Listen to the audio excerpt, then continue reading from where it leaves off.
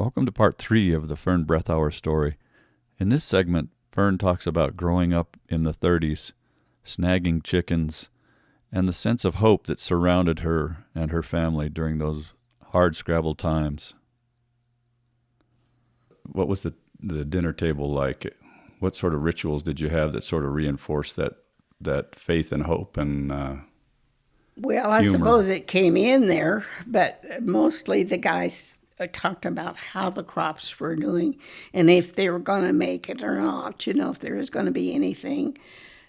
And at that time, they started practicing what they called contour farming. Instead of rows, straight rows where the water would run off, you plowed in such a way as that the water was, when it rained, we strictly rain, no irrigation. Instead of straight line, more Yeah, it curves was and the you preserved, and because we adopted those methods, and they were through probably Roosevelt programs or our 4-H.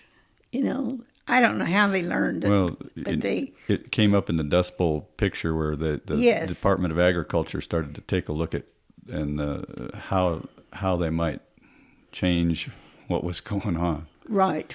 How could we do it better, and make it work? And that was what they came up with. Well, let's just don't let this water get away. Let's hang on to it and make it count for something. Do you remember witnessing the dust storms that were talked about in the Dust Bowl? Well, I remember wearing sort of a hanky or a mask tied around, and so that we didn't breathe in the dust. I remember doing that at school, and not a lot. I can't say I remember a lot of that, but yes, occasionally we got those hankies out and wore a mask. And one of the things that was recounted in that program was that after the Dust Bowl, just after everybody started to think things were getting better, here came the grasshoppers and the locusts. Did you have those? Well, yes and no, but they are vague. They're not something that stands out in my memory. I do know that we had grasshoppers, and I know that grasshoppers terrified me. There was something about a grasshopper that just sent me into a spasm. I remember going to town one day with my cousins and my aunt. We kids were in the back, and and I started this death scream, just screaming like something was getting me.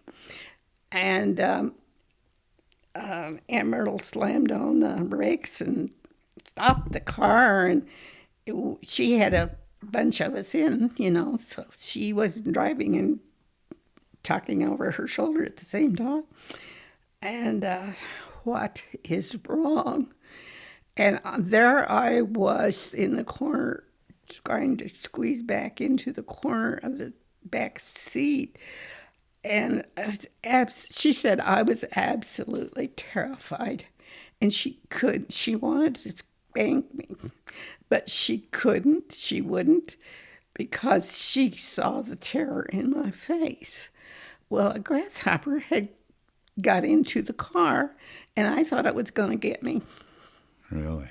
They're kind of. It's a memory that's real, and it's very real. And it's one I have no problem recalling.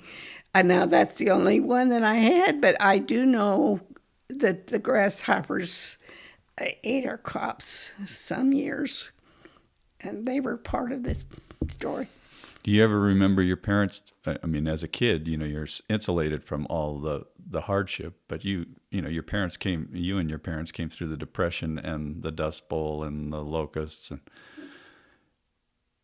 would you remember times when your parents were struggling, that they wouldn't necessarily let on because they were reassuring you. Well, that's the story that I have, I guess, is that I don't recall my parents sitting at the dining table or something like that and discussing what bad times we were having, because if they talked about it, and they must have, as parents, they would have talked about it, but they didn't at the meals, or there was an interfaith that somehow we would come through and everything was going to be roses. And that I can remember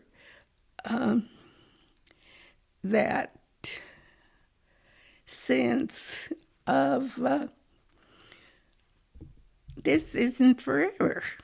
It wasn't the end of the world. It wasn't the end of the days. It was time to get busy, get back to the field, get back to what you're doing, do.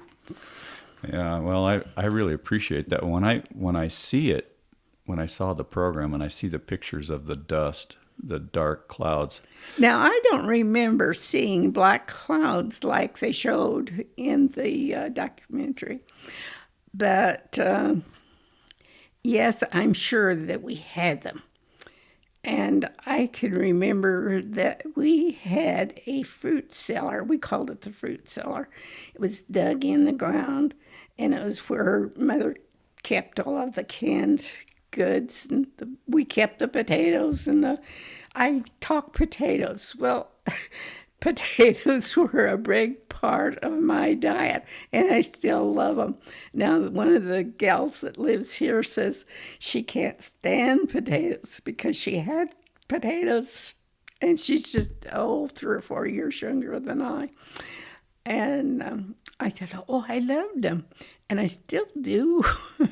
I still love potatoes. Well, it was a filler food, when you didn't have much else. You had potatoes, and we did have meat. We butchered our meat, and and the neighbors shared that chore of butchering hogs or cattle or whatever. And Mother always, for her to snag a chicken was nothing.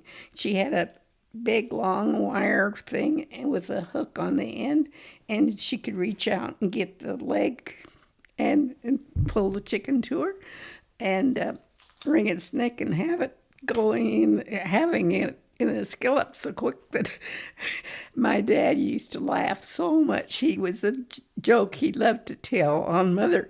He said that she would come to the door to tell him dinner was ready and snag a chicken at the same time. Well, of course, it was a fib, but, He was it was a exaggerating funny a little story. bit. At least it made a funny story. And he said she'd come to the door to yell out to the guys, get in. Did you ever have to harvest a chicken? Did you ever have to help with plucking chickens? Oh, I did it. I didn't help. I did it. We learned how.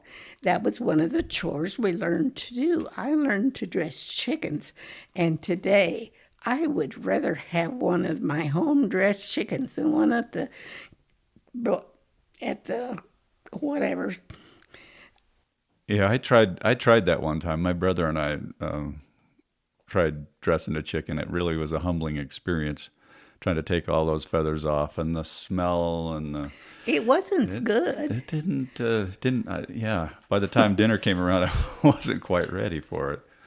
Well, I guess we were ready for it because we just grew up with it. We'd seen it done 1,000 times, and so there wasn't much to teach us. All we had this bucket of boiling water. Had to be hot water for those feathers to come loose, and first pulling the feathers were just about as easy as anything you ever tried.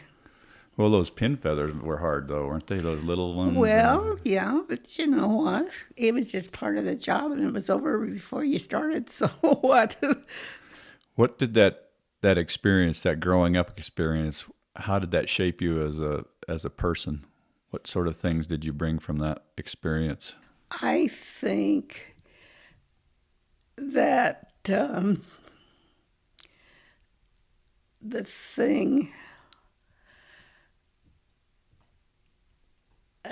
probably that was most ingrained and planted in my heart was things are going to be all right. Things will be all right.